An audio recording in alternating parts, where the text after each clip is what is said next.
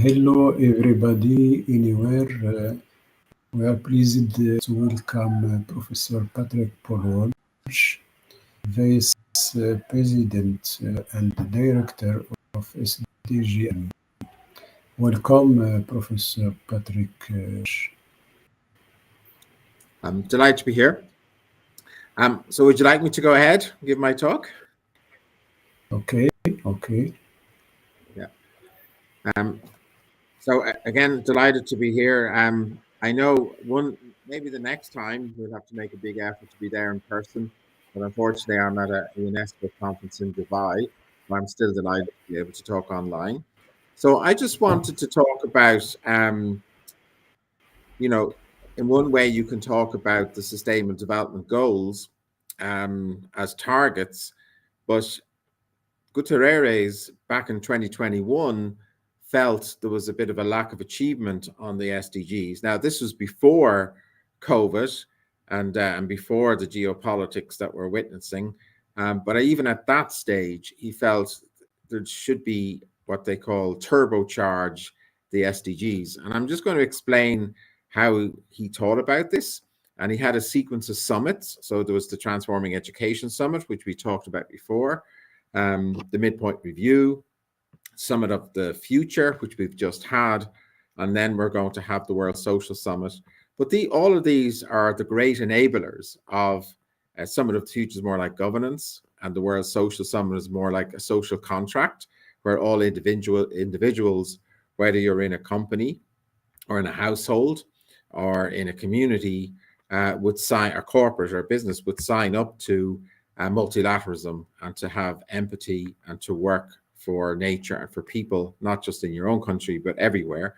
And these type of values, with good governance, good education, recommitment to achieving the SDGs was supposed to turbocharge achieving the SDGs by 2030. And that's what our common agenda is. But I do want to just have a look at the Transforming Education Summit had promises and action plans for education, but what was said in the Midpoint Review, what was said in the Summit of the Future, and particularly Annex 1 on the digital transformation and how that intersects with education, and what maybe global citizen education we're going to get next year in the General Assembly. So I'm not going to spend a lot of time on what SDSN is, but SDSN was formed, it was basically in the Future We Want, the document where there was 3 years of consultation about what would replace the Millennium Development Goals, and we got the Sustainable Development Goals. And SDSN role at that stage was just what we call legal and academic oversight over the work plans, and helping to put together a synthesis report that was summarizing all the recommendations of the 3 years of consultations. And then that went into the negotiations, intergovernmental negotiations for 9 months. And we have now what we know, the Transforming Our World, the 2030 Agenda for Sustainable Development. At the time, Amina Mohammed was co-chair of SDSN. Now she's Deputy Secretary General. And we're more like a think tank that reports into Secretary General's area with the responsibility to mobilize partnerships to implement the SDGs at all levels of governance. And today's world, we have about 2,000 members. We have offices in New York, Paris, Kuala Lumpur. In Paris, there's a lot of work, the data work. They do the happiness reports, they do the SDG dashboards, the FABLE, looking at the use of land across the world with geomappings and other things. And my responsibility is the SDG Academy, where we're known, I guess, for our content on edX. So we have 50 courses, like Planetary Boundaries of Rockstrom, for example, Ages of Sustainable Development by Sachs. But we have 50 courses. We hit a milestone where we issued 1 million certifications. But we also have a library that you can actually use yourself, any of the videos, and translate and repurpose. And we don't actually trace exactly how they're used, but we do know they're used quite extensively. We are now mobilizing this content into degrees, into the LMSs of governments and corporates for upskilling and training, because having free courses does not mean that people use them, and they have to be incentivized to use them as part of professional development or accreditation. So we work on that. We have communities of practice that you might know, like the MDP program across the world, or the Mission 4.7, a partnership with Ban Ki-moon Center and UNESCO to for global citizenship, and obviously sustainable development education from preschool K-12 into higher education and into lifelong learning in the labor force. So that's Mission 4.7. And we're here in Dubai, and I'll send the videos to you about what we've done on the OER, Open Education Resource Recommendation of UNESCO, and implementing that. And we call it kind of our open knowledge, digital public education as a digital public good, and a knowledge commons. And again, we have partnerships with UNESCO on that. And lastly, we do more blogs and publications and UN events just to highlight the role that education and upskilling and training is needed to actually achieve this agenda. Because even if we had all the money and all the plans, we really do have to educate not just the young people, but we have to educate everyone in the labor force as well. This was a course I did over the summer that I've updated, and I will update for the Summit of the Future, called Revitalizing Multilateralism for a Sustainable Future. But it was particularly focused on training people for the Summit of the Future. But now we've looked at the outcome document, and we're working towards the final installment of our common agenda, called the World Social Summit, in September 25. We are putting together these master's programs in UCD, and in we're going to have a sister one in Dar es Salaam and the University of West Indies. But these are master's pathways from prior learning to what we call micro-credentials into an actual master's online. But this is the type of work we're doing with our content. And there's the Mission 4.7 website if you want to learn the partnerships. And it's focusing obviously on SDG 4 Target 7, which is just looking at lifelong global citizen education and educate for sustainable development. And just to say that there is a body of work to be done, in the sense we have the overarching SDGs, but then SDG 13 has the Paris Agreement, and then a lot of SDG 14 and 15, life and land and life and sea, is going to be covered more by the Kunming-Montreal biodiversity frameworks that were negotiated. And even though migration is not mentioned in these frameworks, it's dealt with a global compact on migration that came out of the New York Declaration for Refugees and Migrants. And one result from the Summit of the Future was that the High-Level Political Forum would be the body, the UN High-Level Political Forum would be the body that would propose what replaces or what happens after 2030. Obviously, this is a body to review the SDGs. It's also a body that governments have present voluntary national reviews to. And it's very unlikely that body is going to recommend getting rid of the SDGs. So that's a sign that the SDGs will continue after 2030. The process will start when the HLPF is under the General Assembly, which is in 2027, September 2027. And that gives a kind of a narrow window. And that to me means that they're not going to do huge work to change this agenda. What they might do is introduce more issues around potentially, let's say, digital transformation, or maybe how to link peace, sustainable development more carefully, or how to link these timelines and agendas more carefully. So they will do adjustments, but the SDGs as a framework will most likely continue out to 2050. The common agenda, what was very unusual back in 2021, when Guterres came in, normally when you go to UN meetings, people think of a future you want. They want to be positive. They want to build the future you want. But I guess this is one of the first times when the Secretary General started talking about dystopian threats. And I think I won't spend time, but clearly things are not going the right direction with the environment in terms of biodiversity loss and climate change, not going the right way in terms of inequality, and particularly inequality in education, not going the right way in terms of hunger and lack of social protection and care for people in terms of poverty, And of course, our geopolitics is very heightened at the moment across various regions. And of course, these are pathways which in some ways have to be addressed. And the best chance to address them is to basically, the only plan are the Sustainable Development possibilities created by the SDG plan or the UN 2030 Agenda for Sustainable Development, and it's associated by diversity and climate agreements. And I would link the New York Declaration with that as well. So we do have to come together as one family, one human family, to put ourselves on a peaceful and sustainable development pathway. And obviously, I feel that the biggest enabler of all of this is, of course, education, and global citizen education and education for sustainable development. I'm going to come back to this in a second.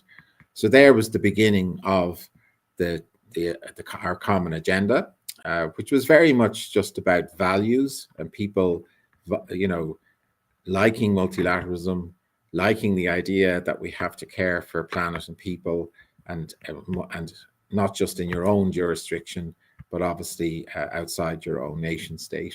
And this is very much what the common agenda is about.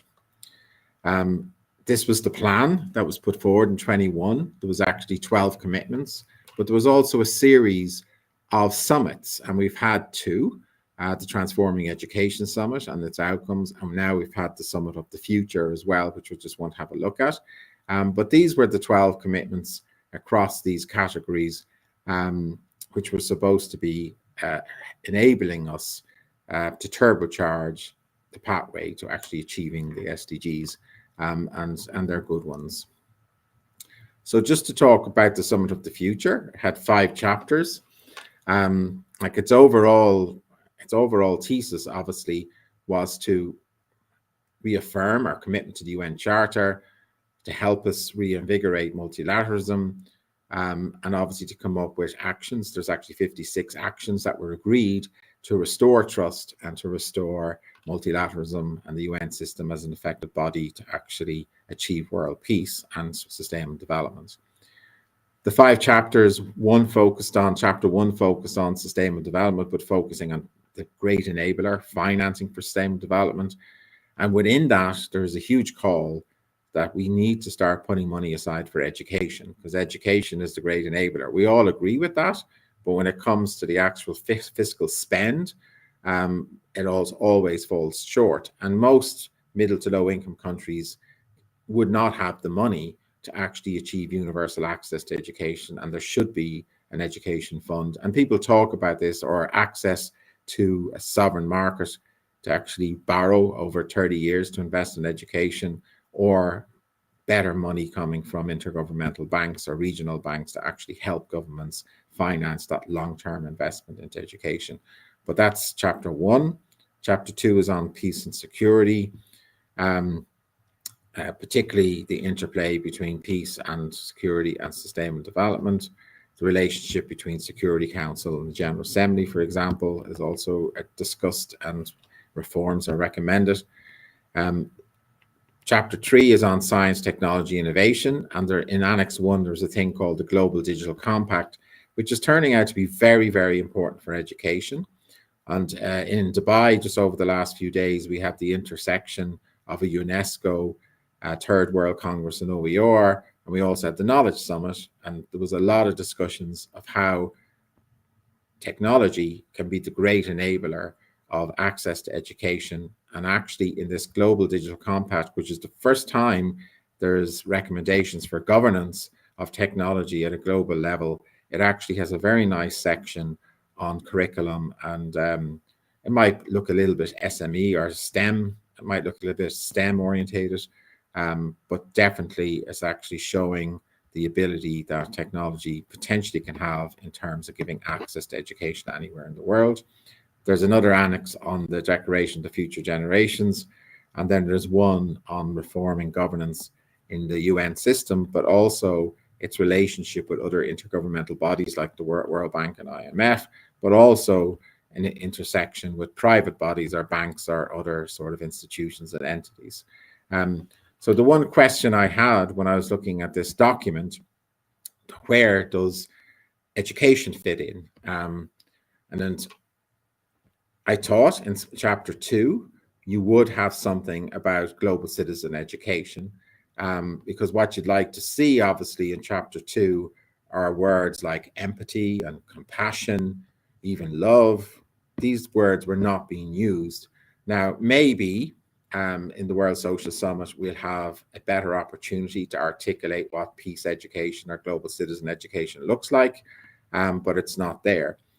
On the other hand, when I looked at chapter 1, it did actually reconfirm its commitments to the education, to the Transforming Education Summit.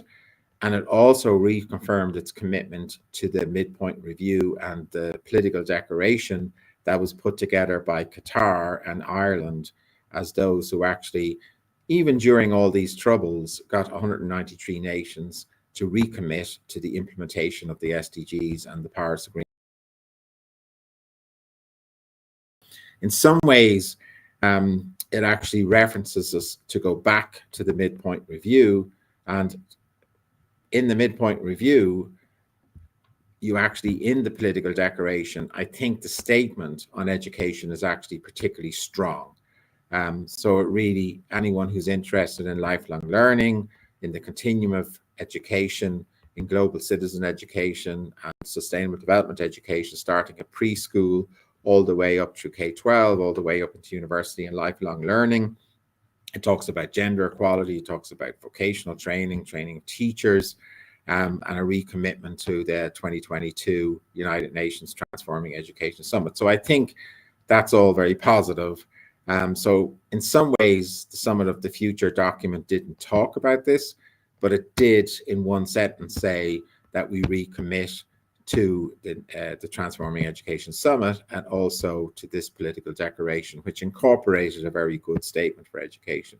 So I'm hoping in the final installment of our common agenda, which will happen next year, the World Social Summit, there'll be a great opportunity to talk about peace education and to talk about global citizen education that teaches people's languages and their cultures and their histories, and where people can actually start to understand and appreciate each other as a very good platform for multilateralism and the values behind multilateralism.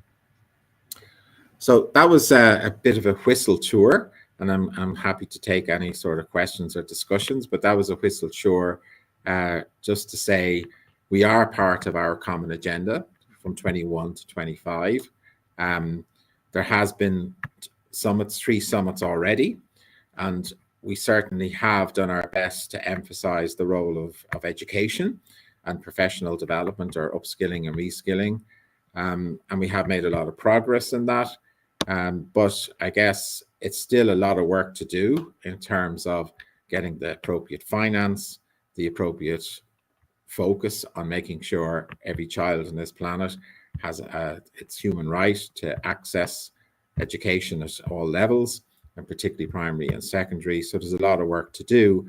But I do think in the sector, our common agenda, I think education has its own dedicated summit. It did very well in the political declaration and recommitment to the project.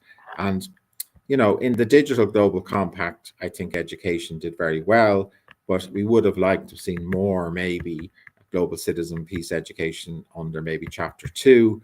But in chapter 1, it was very clear that we are committed to the outcomes of the tests, Transforming Education Summit, and we're committed to the political declaration that was signed the previous year. So hopefully this gives us a bit of a pathway to increasing progress towards 2030, and hopefully a very good platform to keep working on the SDGs up to 2050. So I'll finish there. And again, thank you for the opportunity.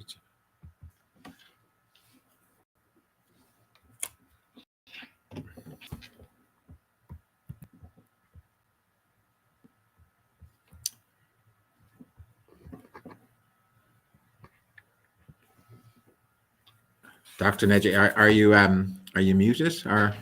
Thank you so much, Professor Patrick Paul Walsh, for your presentation. We haven't in time for discussion, but I want to ask you one question.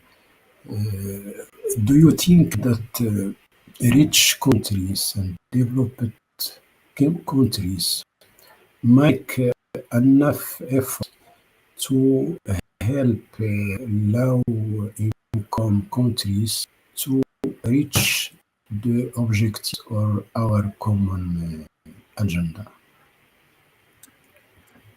No, and I think one of the good outcomes of the Summit of the Future is a recognition that the global architecture of finance and trade and decision making within the UN, because we weren't all members of the UN at the beginning. It was very much the winners of World War II.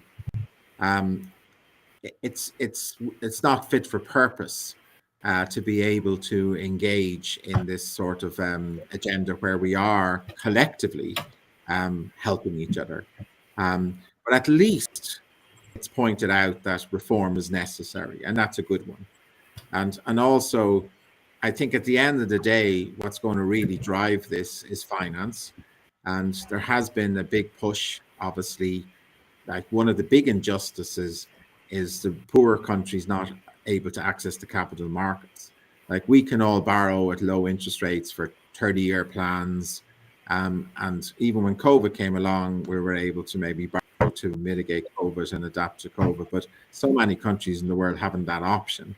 And unfortunately, they just are meeting their everyday needs and working over short-term planning and not clearly spending enough on capital investments. But I really think it's in the interest of, we cannot allow runaway climate change and the social inequality we observe, particularly in young people, and young people in Africa continent in particular, and expect the world to be peaceful. So we have even a benevolent self-interest to actually spend heavily on correcting climate change and correcting global inequality, and particularly in education for the weakest countries. I think it's the smartest thing we could do. But all of us, including you, have been saying this for so many years. But hopefully, the message is getting stronger and the shouting is getting louder, and we will move towards this. Now, obviously, the other focus at the moment is geopolitics and what's happening in the Security Council. And we cannot stress, SDSN and Professor Jeffrey Sachs, we cannot stress strong enough how these wars have to stop, and how we have to, that is one of the biggest things we've got to do. And that, because at the moment we're spending up to 20 trillion a year on security and military. And a fraction of that, like even 2 to 3 trillion to spend on the SDG project, all kids could go to school, we could all have good health. So we have to stop this escalation in geopolitics and in military spending, and we have to have a peaceful world that focuses on solving climate change and the social inequalities that exist, because it is now becoming an existential problem, in the sense it's just not the kids in poor countries that are suffering. All of us are going to suffer very rapidly if we don't address this. But I'm sure most people in the room here, and including yourself, Dr. Nadia, understand this. But we just keep going, and we keep pointing out that education is the vaccine. I mean, that's exactly how you solve a lot of the world's problems with global citizen education for sustainable development. And we have to start educating together and reaffirming our commitment to caring for people in nature, and understanding how to do that through education. Another question, please, from Dr. Ibrahimi. It's great to see strong from system SDGs to be practically applied. However, there is the point of departure. Countries are not equally equipped to fulfill these goals, and we have seen like education for all is still distant goal. So how can this accountability be taken seriously rather than keep postponing the data and delaying the deadline for these goals to be achieved? Yeah, no, it is true. I mean, when we SDSN did the SDG dashboard, or we had our SDG, or it's called Sustainable Development Report, where we report on progress on the SDGs globally and by country. And even though we're saying we're only achieving on a small amount of the targets, another way of looking at it is if we keep going the way we're going, it's very possible we will have gone backwards on most of the targets that were set in 2050. So not only are we not moving towards them, but actually we're moving away from them after 15 years of achievement. So obviously it's become an emergency, but the only positive thing is that I really do believe that inside universities, inside governments, inside corporates, planning and awareness is changing, and that there is a momentum to actually to try and partner to achieve these in a way that I haven't seen before. So even though on action and implementation, it's not good, but in terms of a mindset and a change in governance and an openness to try and do more, I think it's going better. But obviously, our first priority is to end conflicts. I think that is not good for the UN system. It's not good for humanity, and it's not good for our ability to focus on these issues.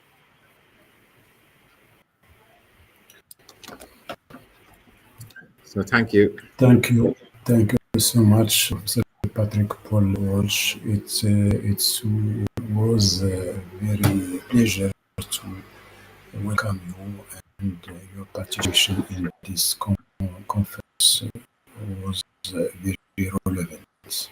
Thank you. And I hope to join you next year in person. All right. Bye-bye. Thank you. Bye-bye. Bye, everyone. Thank you. Bye-bye.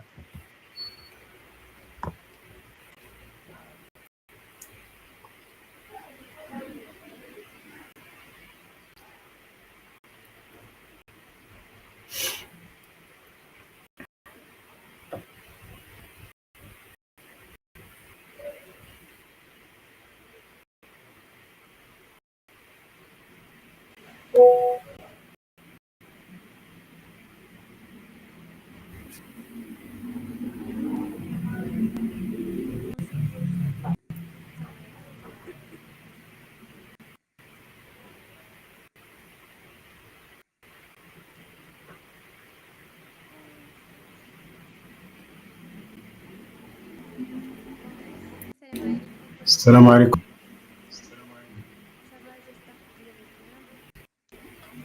ما كان سمعكش مزيان.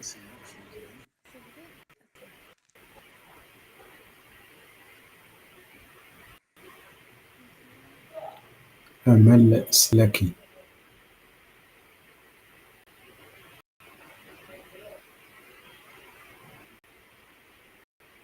مشكل عفوا.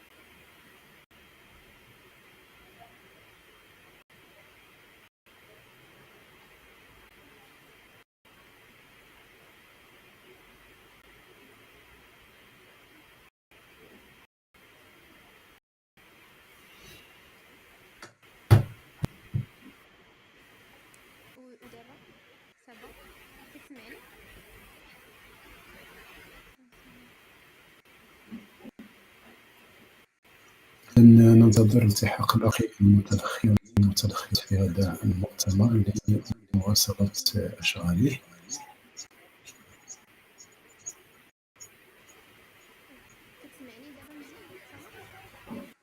مازال عندكم مشكل في الصوت؟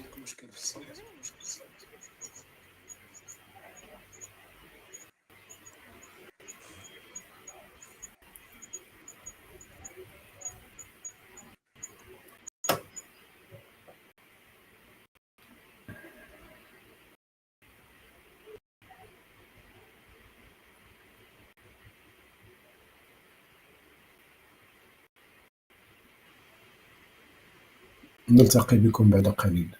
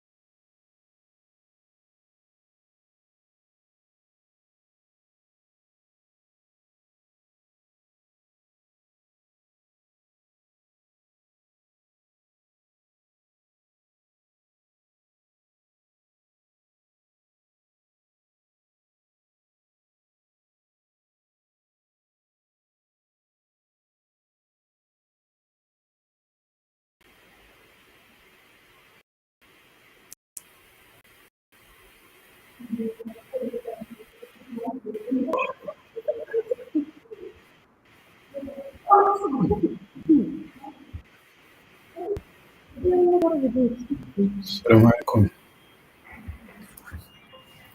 Salam alaikum. عليكم السلام. Oui, je suis Hajar. Je vais présenter une présentation. On peut commencer? مرحبا. D'accord. Je vais partager l'écran, c'est ça? Oui.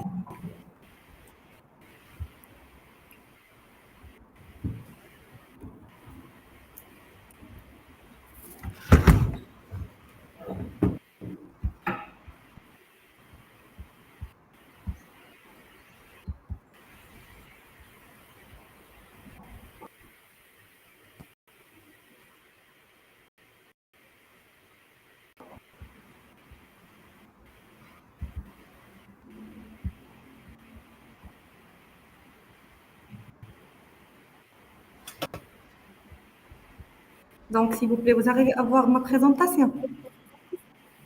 Oui. Oui. Donc, je peux commencer? Oui, vous pouvez commencer. Voilà. D'accord.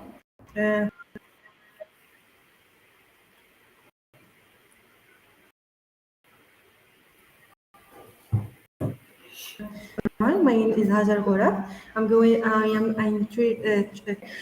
Today I'm going to so exciting to present my research on the current landscape of quality assurance framework in higher education.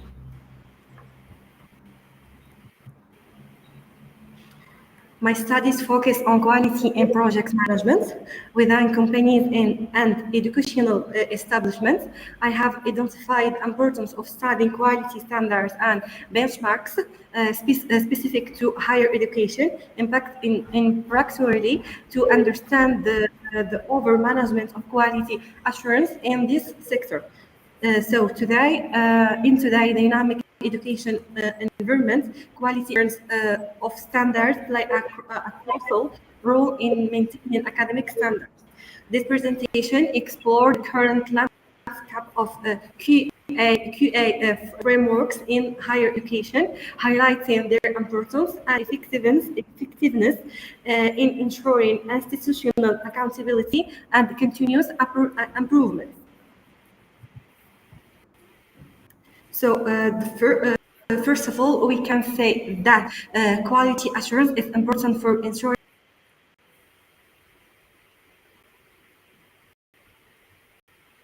education excellence and institutional credibility. It provides us and enhancing educational that institutional and external standards of performance.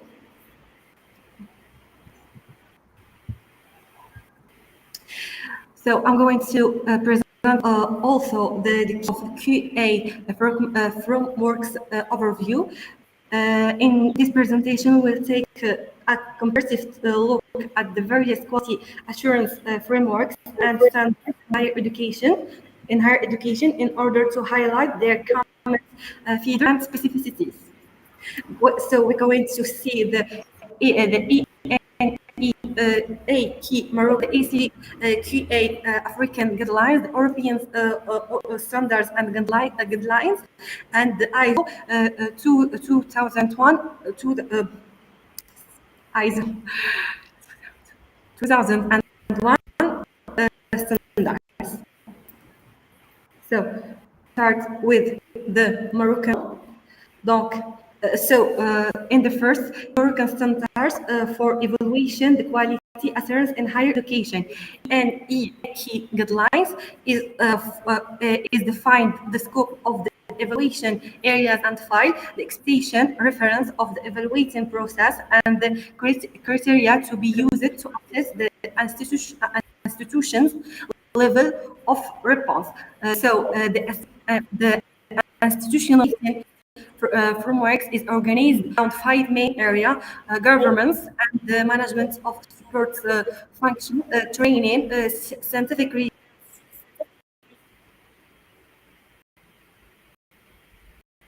research, student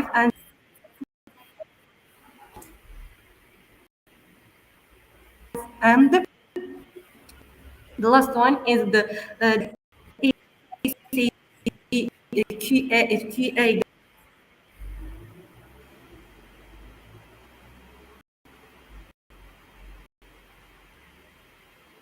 guidelines is African function as mechanism for higher education institutions and quality assurance agencies in Africa by advocating the implementation of the burst. So it's focused on 3 sections and talking about the ECG European guidelines.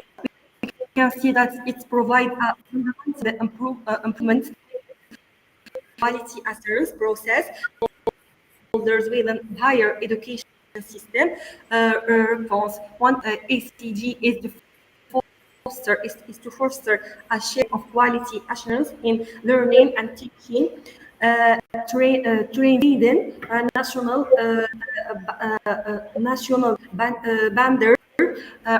boundaries and involving all relevant. Its focus on three components is the internal quality assurance, external quality assurance, and the quality agency. So talking about ISO, which was introduced in 2018, established an essential frameworks for formulation, implementation,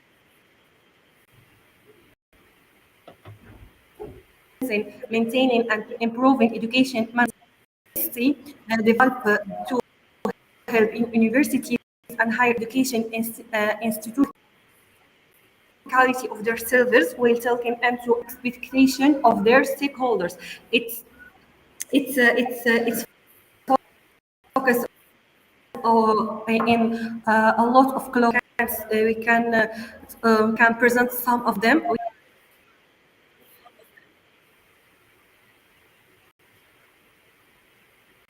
We can see the organization contact the leader. So if we compare these four standard, the objective they verge, okay, that the Moroccan one is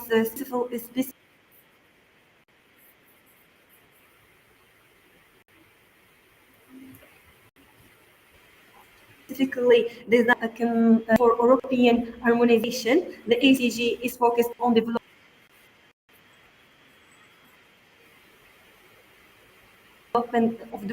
of quality, with ISO offer a more efficient system. So we can see the context about the range. We can say that the Moroccan one is cover aspects of this establishment, governments, student life. So AC, all the activities of higher education institutions are focused on process and teaching and learning. All the activity of higher education institutions with the focus on and learning. The ISO is to process teaching and learning. For the upper, the ANEAK,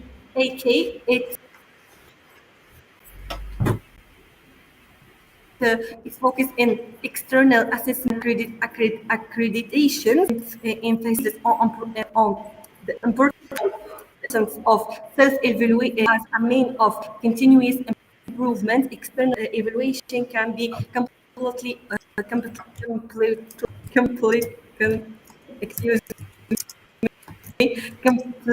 HG is established the importance of self-education also as external evaluation is also complementary. Focus on self-evaluation and external certification is possible too for the institutional education. So for requirements, we can see contact. The European ones, it have a principle general and line flexibility establishment to adapt the standard to their own context. ACG, it's focused on principle general and flexibility, enabling establishments to adapt the standard to their own context also, and general and flexible. For the challenges in implementation, these or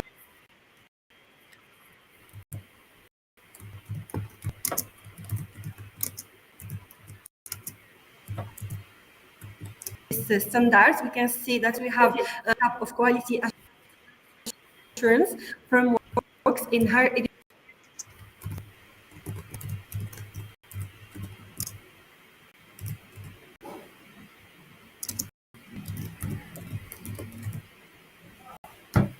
education is evolving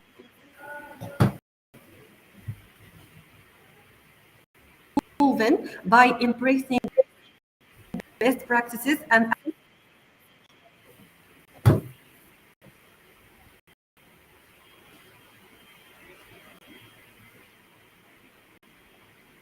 system, students, and society as a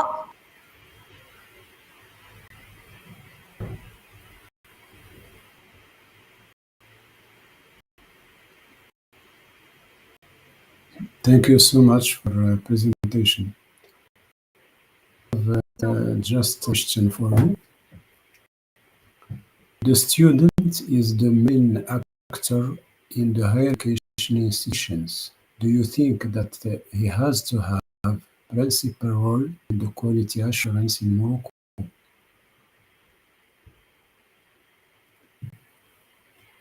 Please, sir, can you repeat the question? What? Can you repeat the question? I didn't understand.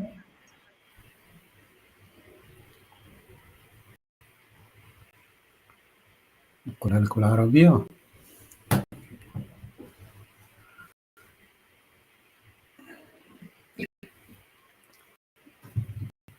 الطالب دور كبير في التعليم العالي، مؤسسة التعليم العالي. لا ترين أنه ينبغي أن يكون له كذلك في التقييم مؤسسة التعليم العالي عندما نتحدث عن جودة في التعليم العالي خاصة في المغرب؟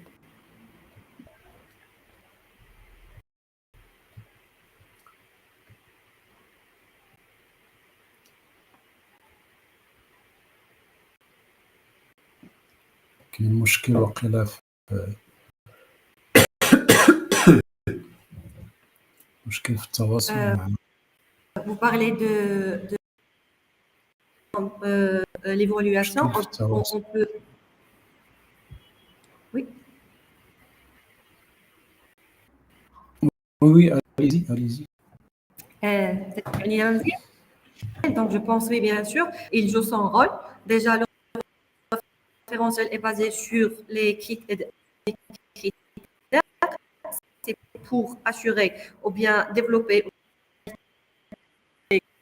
dans les universités ou bien dans les établissements d'enseignement supérieur.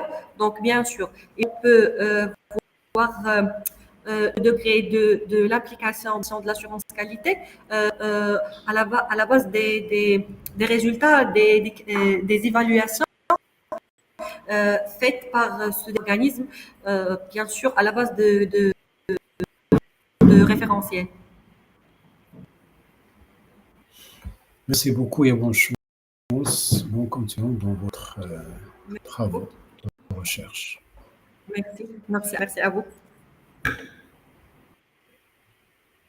The next speaker is Amal SALLAKI.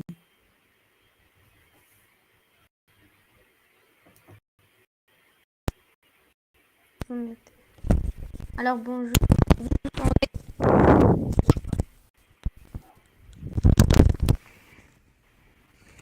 J'espère que vous m'entendez. Oui, oui. Très bien. Allez-y.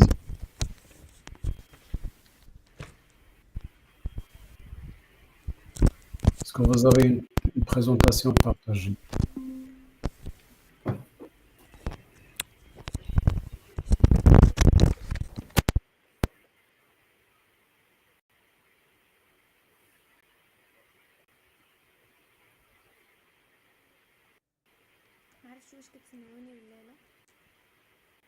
واش مازال عندك شي مشكل تقني؟ أمل سلاكي.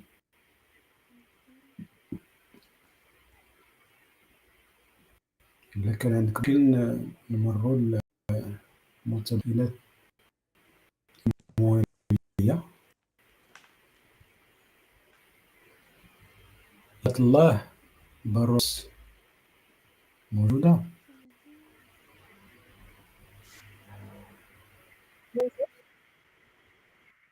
تفضلي. Vous arrivez à m'entendre? Oui, oui. Vous m'entendez? Allô? كتسمعوني ياك؟ شكون اللي معايا دابا؟ سلاكي أمل. عرفت واش كتسمعوني ولا لا؟ تفضل. اوكي. Alors je partage l'écran.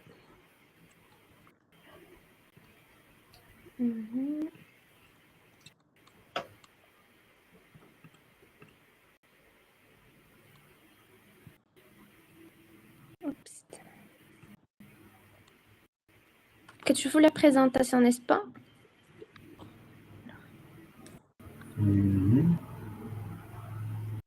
C'est bon. C'est bon? Ok.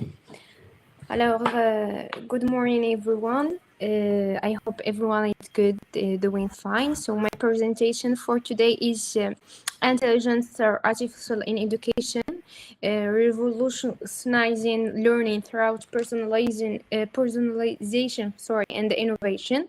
I'm PhD student. I'm Sallaki Amal, PhD student at the Faculty of Educational Science in Rabat, Morocco.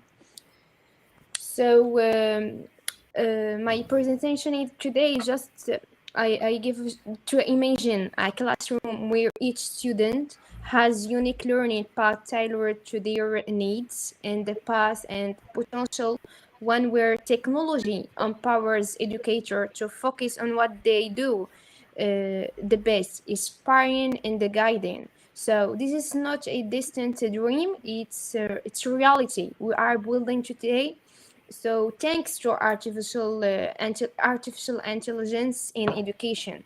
So artificial intelligence offers unprecedented opportunities to revolutionize learning by personalizing educational and experience and making them more accessible and effective for every learner. So school and institutions worldwide are increasingly adopting AI-powered tools. So, and they're shaping the way we teach and learn. At the heart of this transformation lies questions: how can we fully harness intelligence artificial potential while ensuring inclusivity, equity, and fairness in education?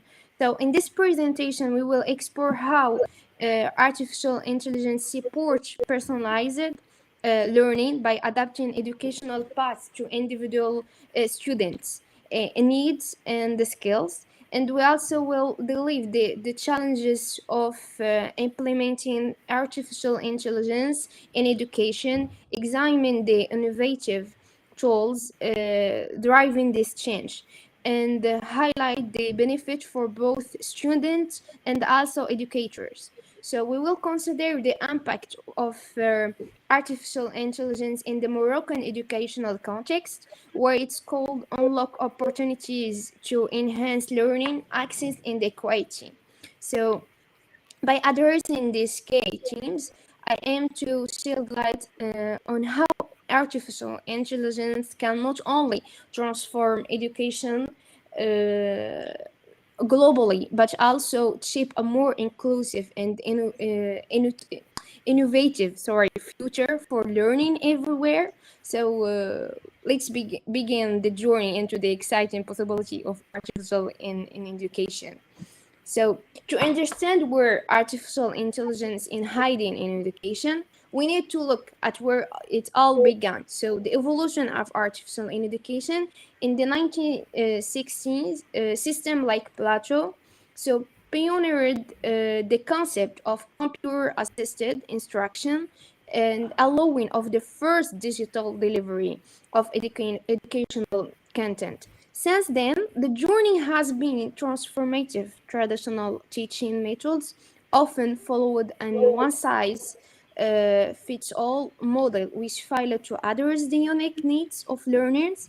However, the introduction of adaptive learning platform, like a lot of platforms we have it, so market and significant shift enable personalized educational experience tailored to individual learning style and the paces. So what started as a simple application such as automated grading and has evolved into sophisticated artificial intelligence powered system that promote collaborative learning and utilizes predictive analytic to support at-risk students. So today in artificial intelligence in education continues to expand the possibilities for more personalized, inclusive, and effective learning environments. So this journey showcased the incredible potential of artificial intelligence and they revolutionize how we teach and learn. About Plato system, it's one of the first platform for digital education, featuring online testing and the message board, setting a precedent for future learning. So one of the most transformative impact of artificial intelligence in education, its ability to personalize the learning experience for each student. So imagine a scenario where a student is struggling with a specific math concept. Instead of continue to the next topic without fully understanding the material. So intelligence artificial steps in. It identifies the gap in the student's knowledge and provided the targeted resource, such as a step-by-step explanation to address that specific needs. This level of personalization goes beyond traditional teaching methods. So artificial intelligence powered tools adapt dynamically to each learning's progress, ensuring that no student is left behind. So by tailoring learning paths, artificial intelligence not only enhances engagement, but also improves academic outcomes. So personalization fosters a more equitable learning environment, and every student, regardless for their background or abilities, and has access to tools that cater to their unique needs, and helping to close the gap between those who might the other ways and struggle and those who excel. So artificial education is not just about making learning more efficient, but it's about making it more inclusive and impactful for everyone. So now that we understand the importance of personalization in education, so let's explore how artificial intelligence actually makes it happen. It starts with the data. So artificial intelligence systems collect and analyze vast amount of information about each student. So such as their progress, learning style, and performance. With this data, adaptive algorithms come into play dynamically, adjusting the content and the pace of lesson to suit the learner's needs. So the key technology drives this process. For example, natural language processing allows artificial intelligence and teacher to communicate with the student in a conversational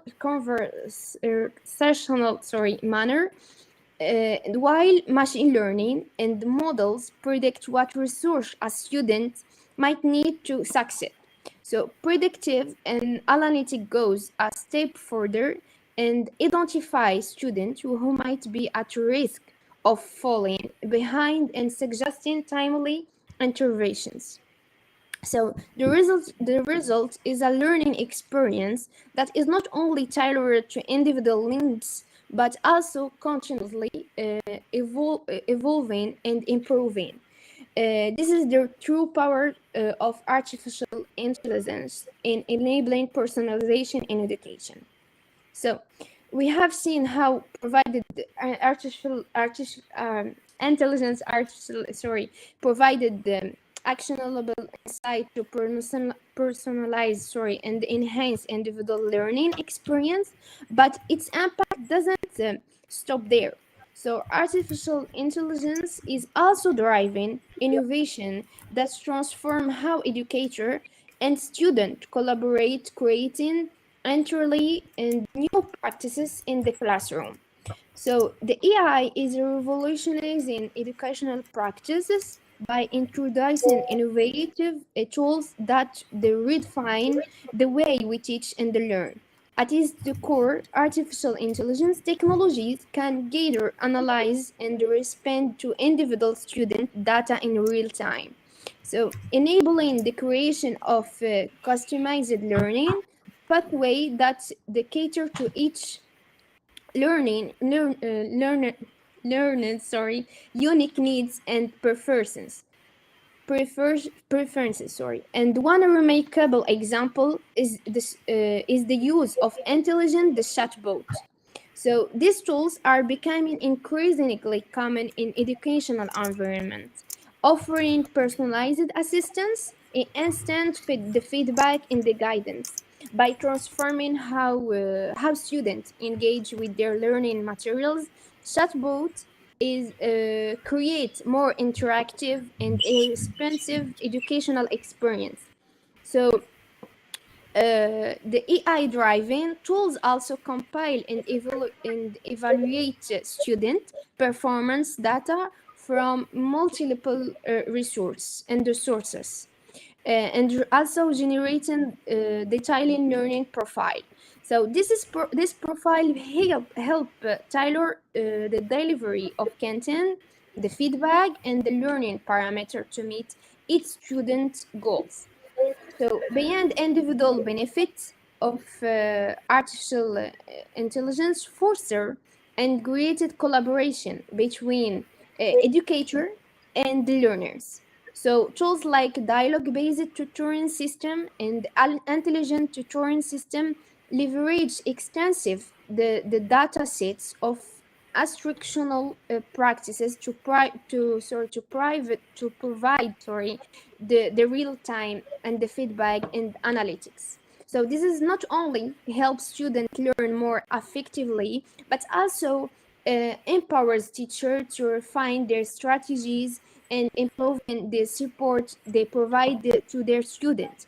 So together, these innovations are reshaping the educational landscape and making it more adaptive, engaging, and effective for everyone involved. So while the artificial intelligence has shown a remarkable potential to revolutionize education, its implementations come with the significant challenges and ethical consideration. So to ensure its benefits are equitably realized, and we must address this concern thoughtfully. So let's dive into the key challenge and ethical application of integration the AI in education. Firstly, it's data privacy and security. So it's critical concern school collect vast and amount of student data to personalize learning, but this raises significant privacy issues, and without robust protection, the risk of data breaches can compromise trust and educational institutions. So next, there is the issue of algorithmic bias. Is if artificial intelligence systems are trained and based or urban-centric the data, so they can perpetuate social inequalities and disadvantages. And students from rural areas. So this underscores the importance of developing artificial intelligence with diverse and responsive data sets. So the digital divide also poses a major challenges. So unequal access to technology, and particularly in rural areas. So the risk widening the education gap between students in different regions of the ethical front, protecting and sensitive student information through robust security and the measures, and ensuring fairness in artificial intelligence system are Can you please? Yes, I just Can you finished it. Okay, we conclude. Okay, sorry. So I will conclude. Despite I want to talk about opportunities for artificial intelligence in education in Morocco, so I will conclude everything. So as we concluded, it's clear that artificial intelligence education holds immense potential to transform learning experience and making education more personalized, inclusive, and accessible through the strategic initiative like the Impact history in 2030 in Morocco is well positioned to leverage artificial intelligence to bridge education the gaps and promote lifelong and learning and the drive digital transformation.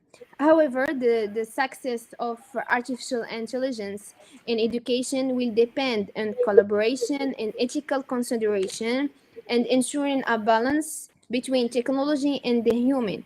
Touched by embracing artificial intelligence in Morocco can create a future where education is tailored to individual needs. So reaching all learners regardless of their background or location, but it's also so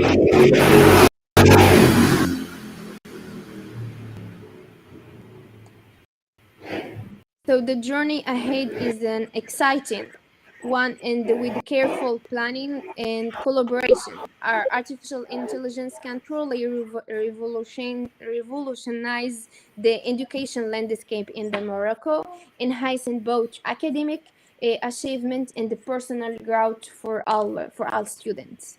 So thank you for watching and thank you for your time and attention. And I'm sorry, my presentation was so long. Thank you so much for your presentation. I have one question for you. What are the precautions taken with using AI to collect and analyze student data? Sorry, what? What are the precautions taken when using AI to collect and analyze student data? For example, the artificial intelligence tools, you talk about the tools of artificial intelligence when you use it to collect the data. Yes. So why we use it? So for example, when we use ChatGPT, it's collect a lot of data that helps students to find the information so quickly and rapidly. So that's why your questions.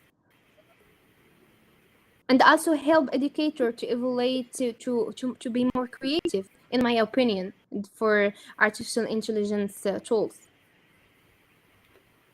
Okay, thank you very much. Thank you. The next speaker is HibatAllah.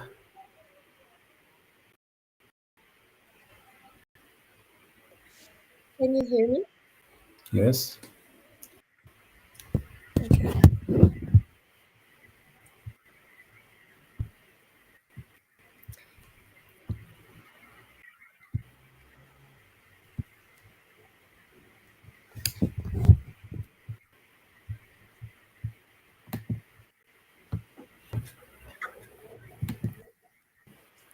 Can you see my presentation? Yes.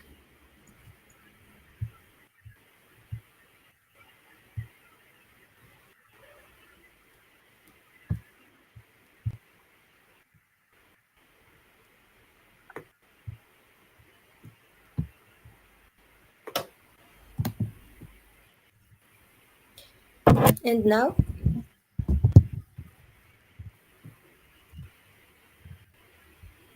Yes, we see your presentation. Okay. So good afternoon, everyone. Thank you for being here today. I'm HibatAllah BARROUS. I'm a PhD student in the Faculty of Educational Sciences. So I'm excited today to share my research on the role of Moroccan art schools in shaping national identity and cultural heritage. So this study highlights how art education in Morocco and in general fosters a sense of national pride and preserves cultural heritage. So to frame our discussion, I want to present a key problematic, which is how do art schools contribute to the construction and reinforcement of national identity? And this question is very crucial because it highlights the intersection of art education, cultural heritage, and identity formation, particularly in post-colonial context. So in this study, I employed an analytic documentary approach to explore how Moroccan art schools contribute to national identity through their educational programs and cultural initiatives. And this methodology involved a systematic examination of existing documents, including scholarly articles and also historical records related to art schools in general, and also the School of Fine Arts of Casablanca. So by analyzing this text, I aim to identify key themes and narratives that highlight the role of art education in preserving cultural heritage and fostering national pride. So to begin, let's consider the concept of national identity, culture, and education. So in this context, it's important to show how culture, the identity, and the education of a country's institution impacts the way arts is preserved and perceived.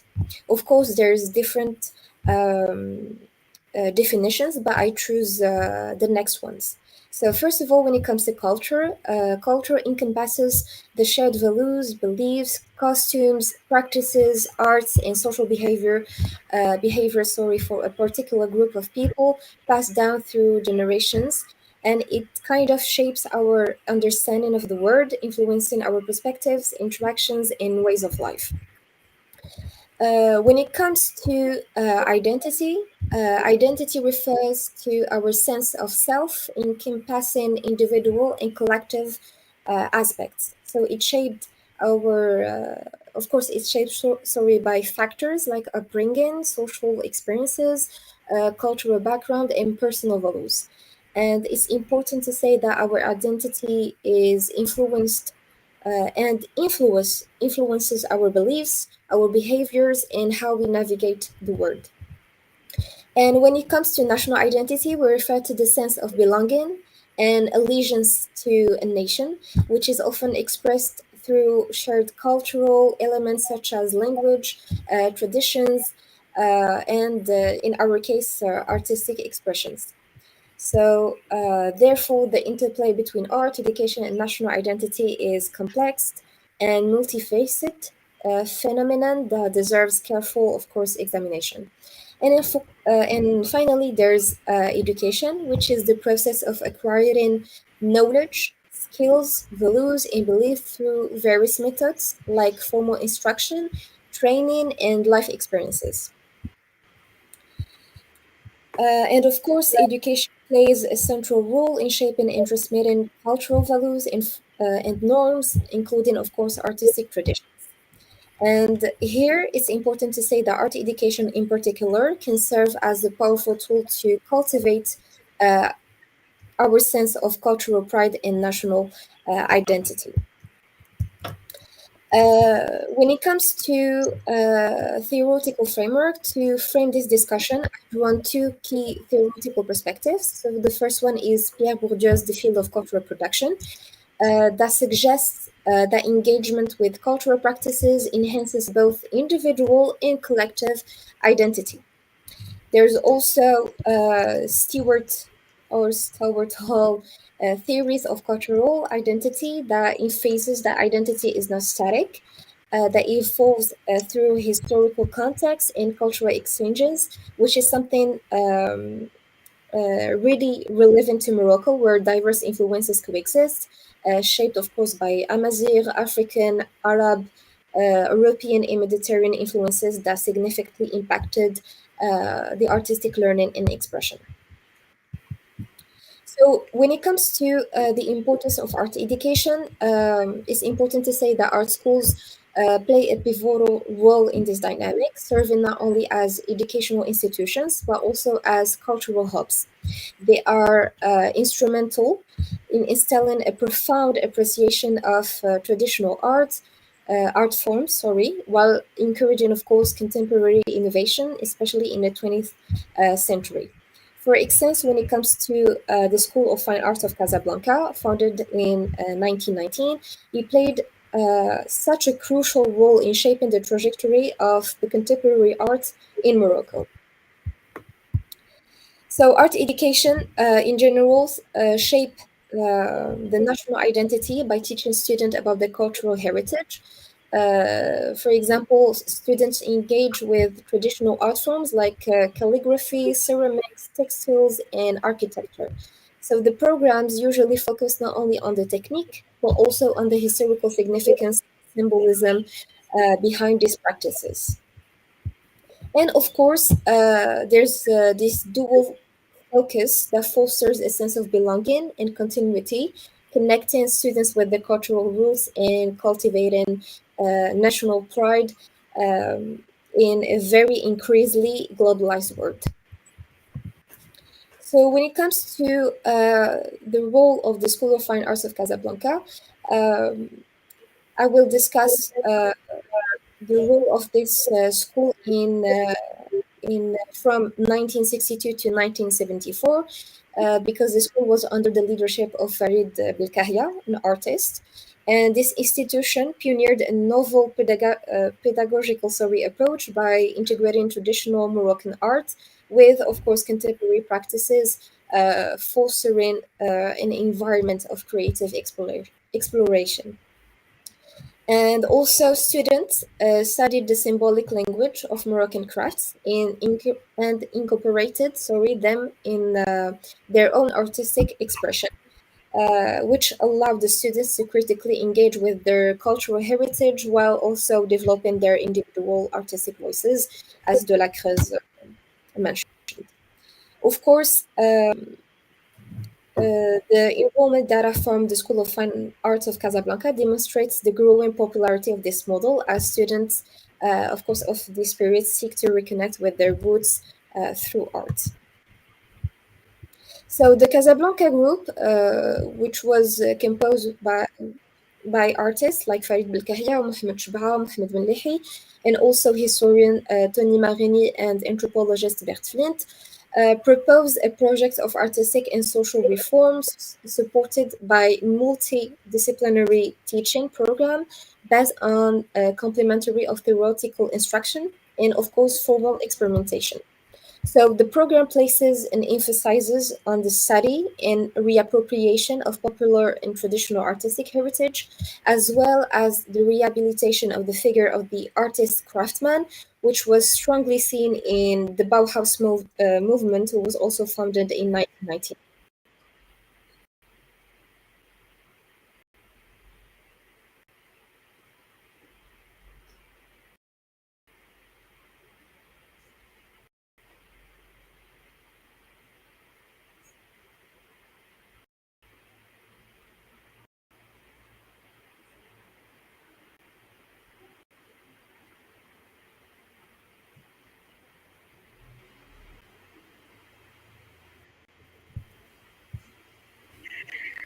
Can you hear me?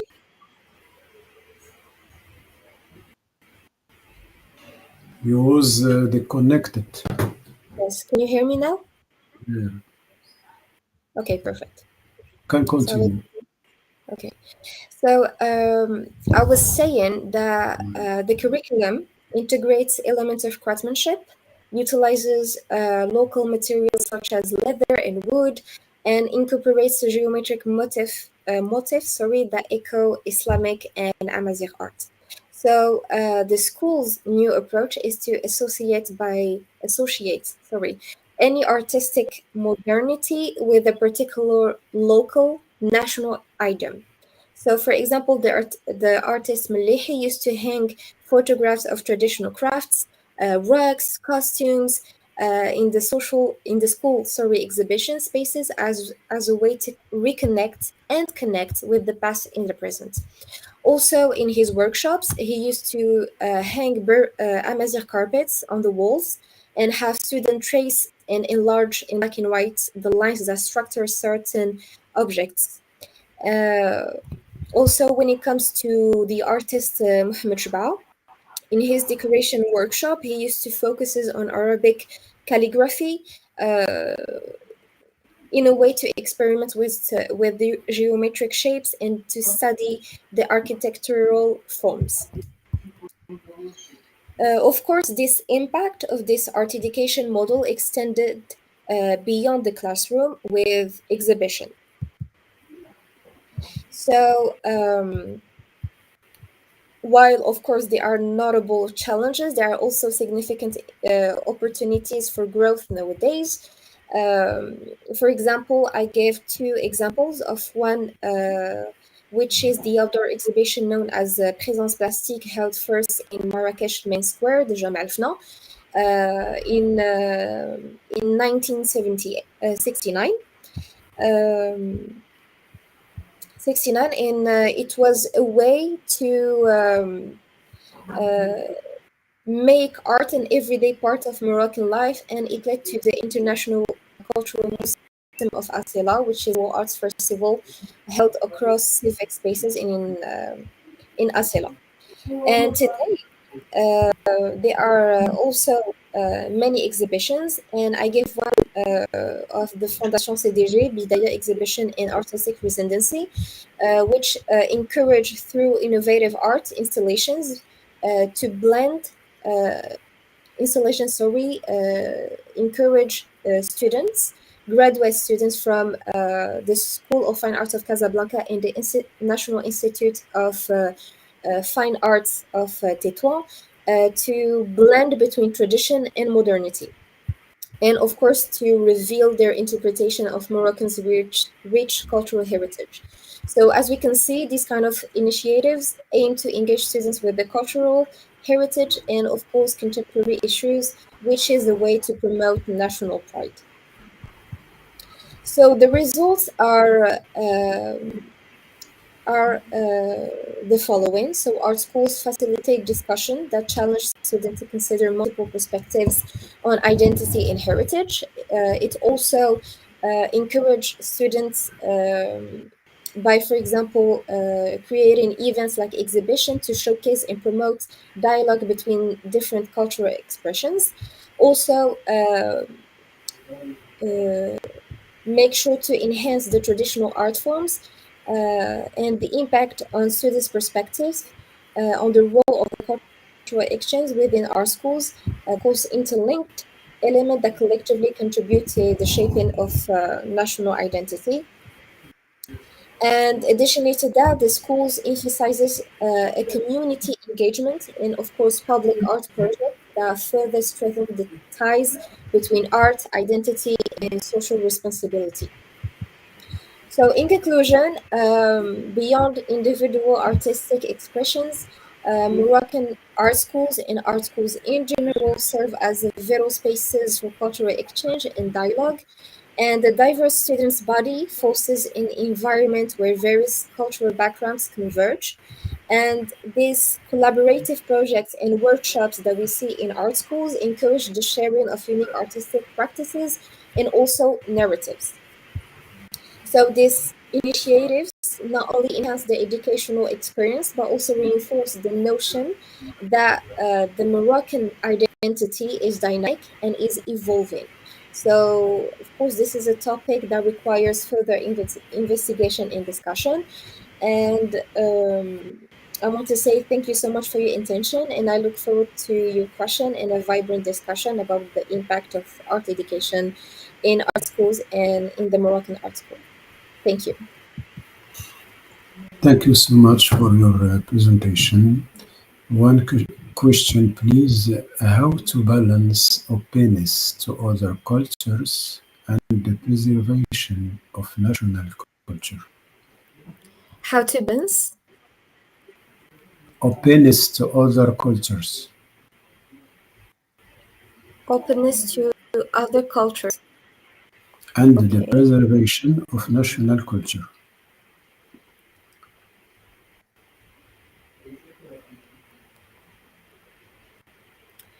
Okay, so I Comment think faire l'équilibre entre l'ouverture sur d'autres cultures et la préservation de la culture nationale?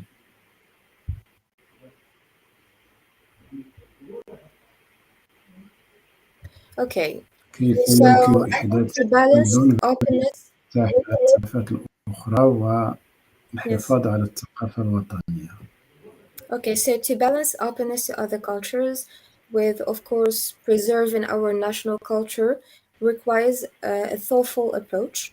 that, of course, respects both diversity and heritage.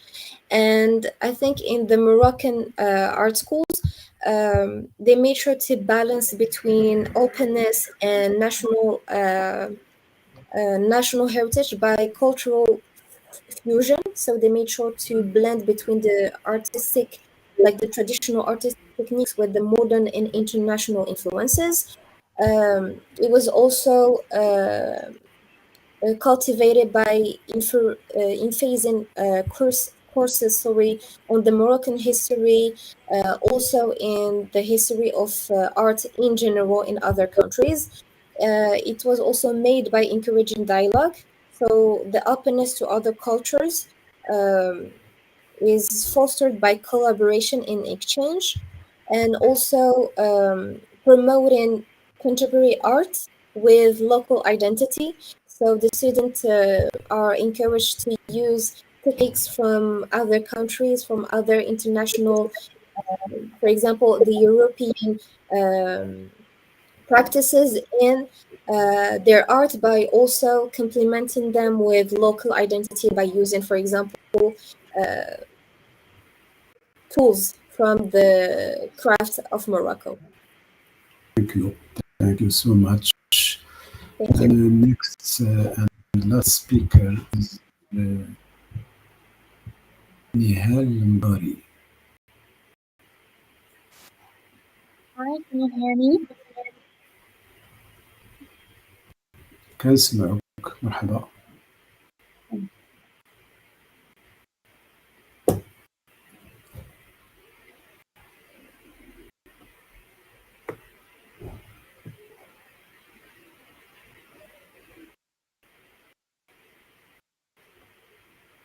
All right, can you see my presentation?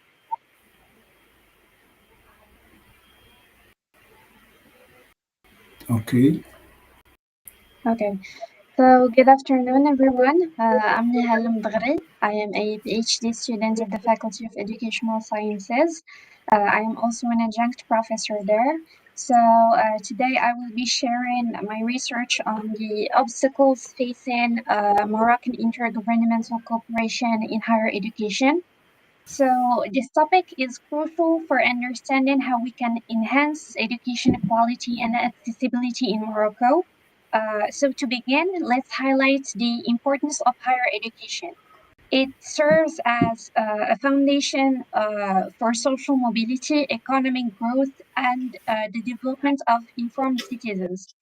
As nations strive for a trained workforce, intergovernmental collaboration becomes essential for improving educational standards.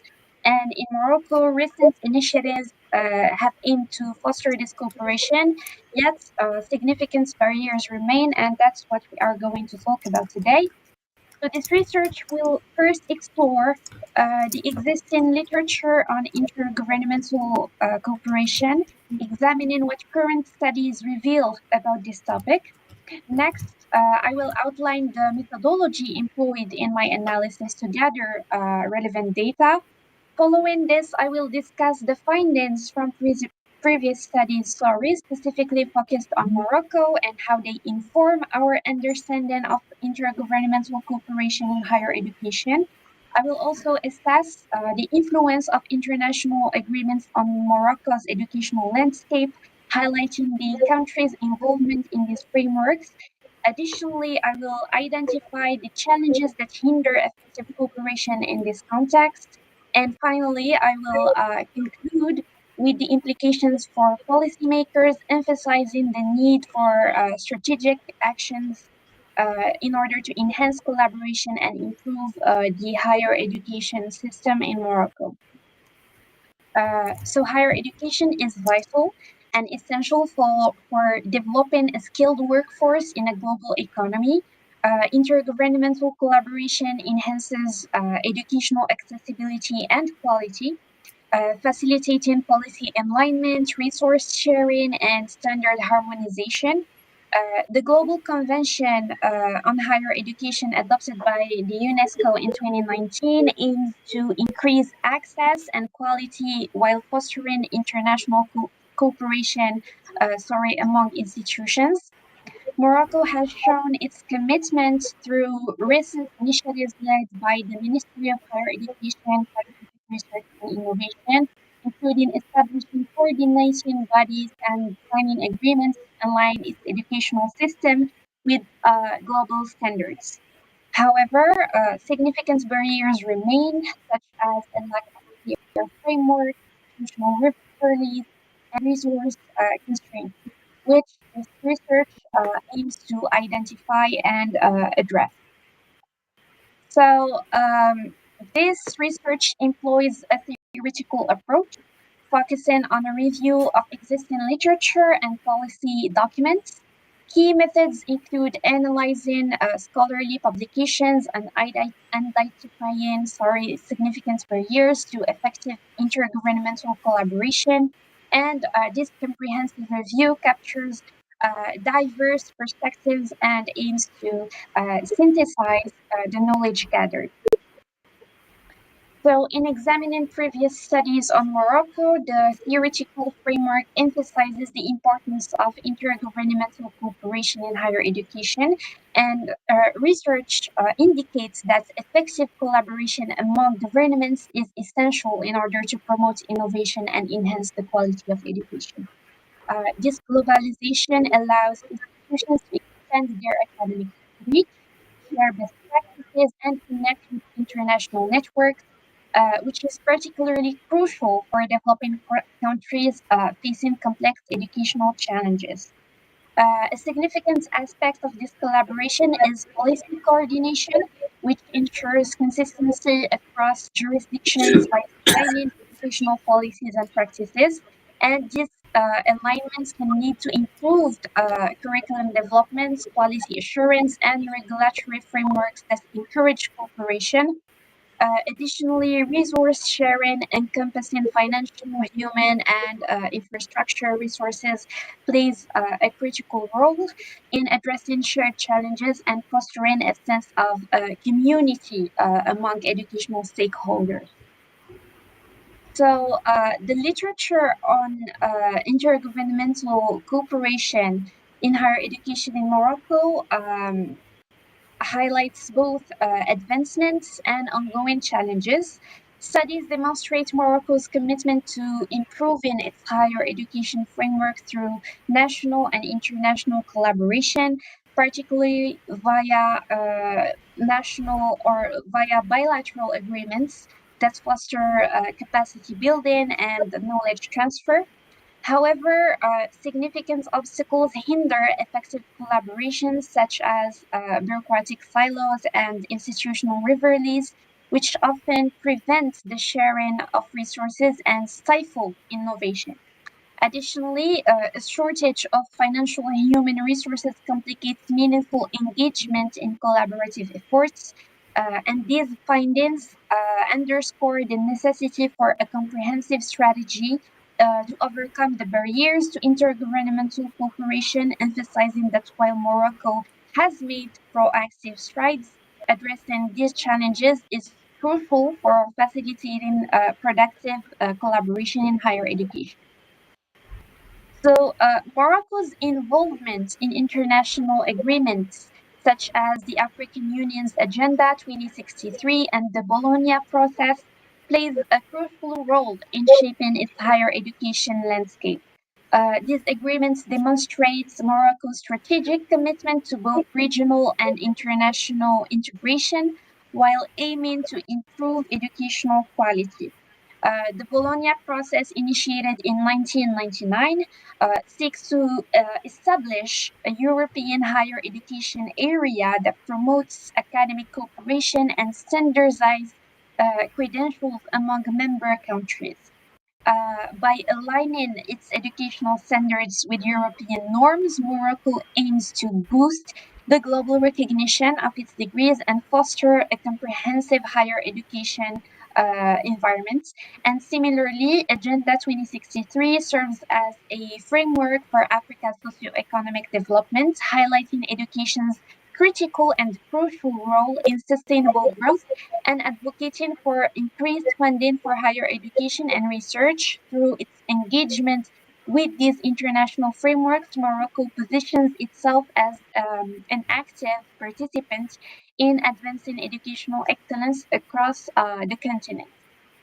However, while these international agreements like the Bologna process and Agenda 2063 offer significant benefits, they also present challenges that impact Morocco's intergovernmental cooperation dynamics.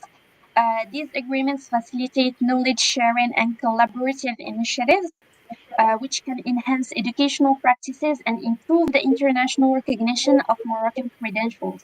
However, implementing the norms and procedures specified in these frameworks can be challenging. Morocco may face difficulties aligning its national policies with these agreements, resulting in inconsistent application. Additionally, limited resources can hinder the effective realization of the opportunities these agreements provide. The complexity of managing multiple international commitments further complicates coordination among governmental bodies and academic institutions, often leading to confusion and that impedes cooperation.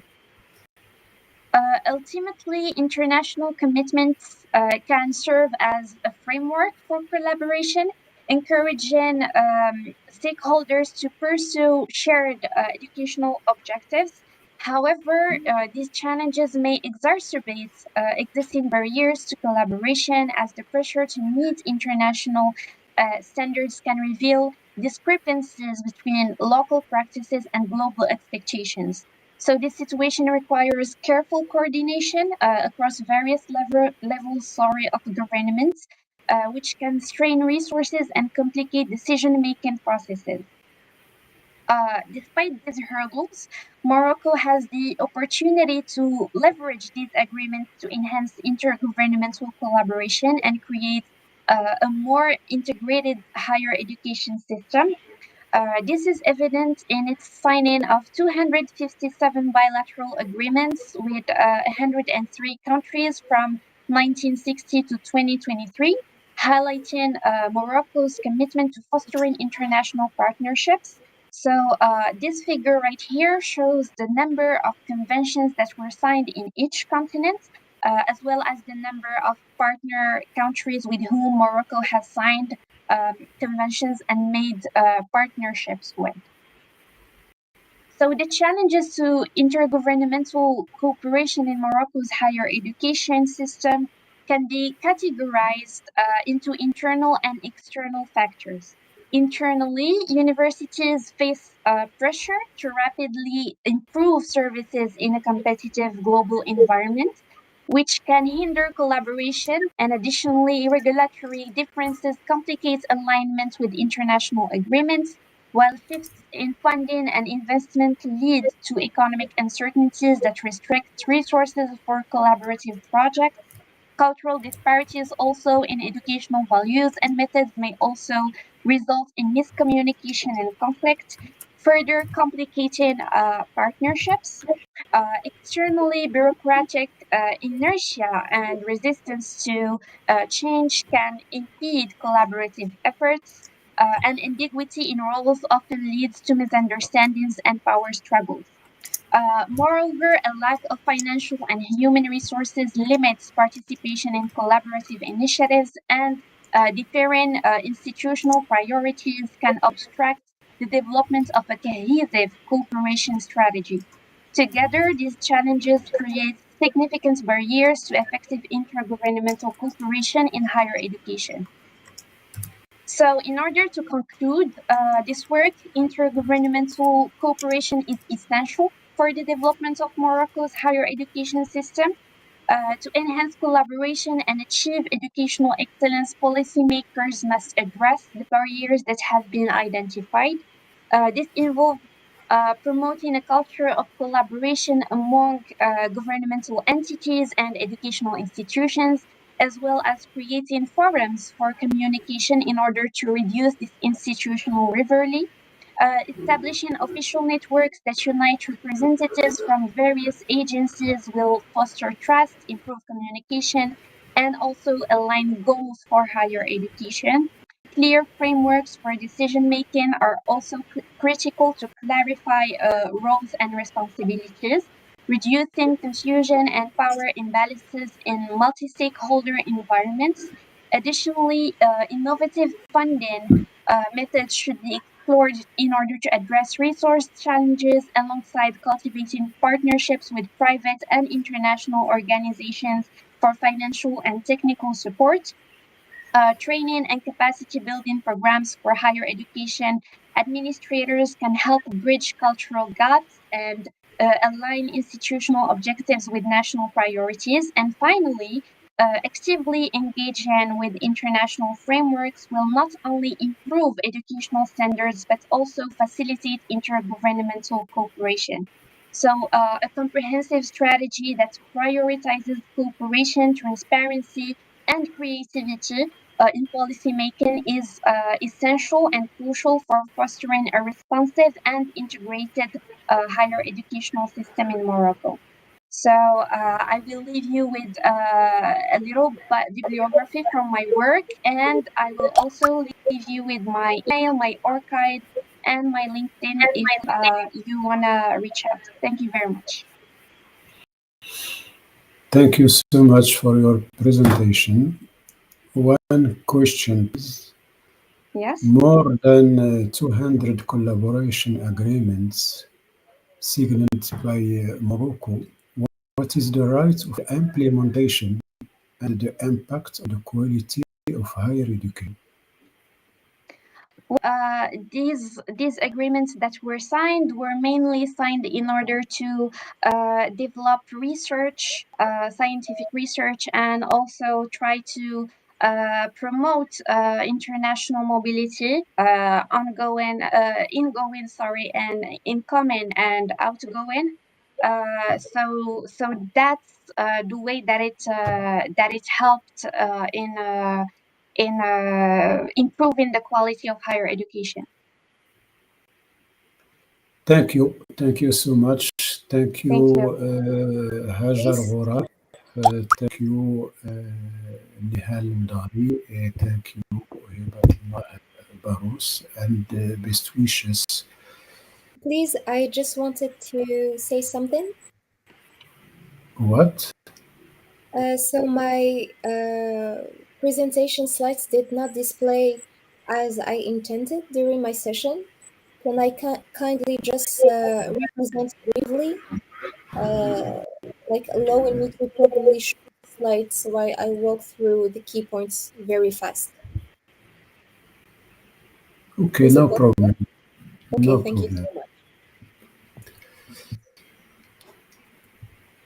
So I will share my presentation.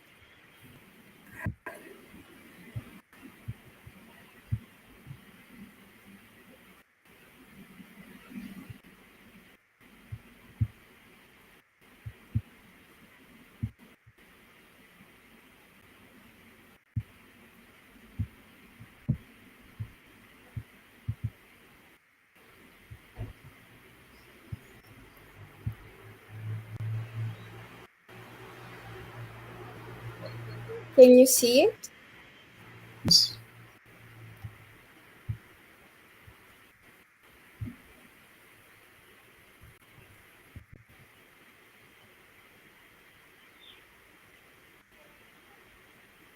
Can you see the table of content?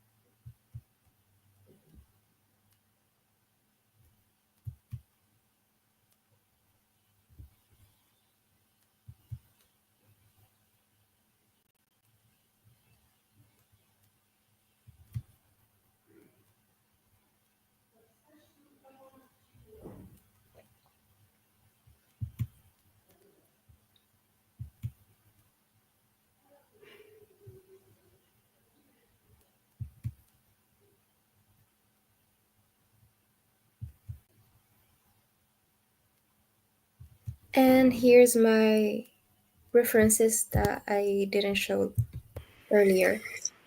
Thank you. Thank you so much. Thank you so much. Best wishes.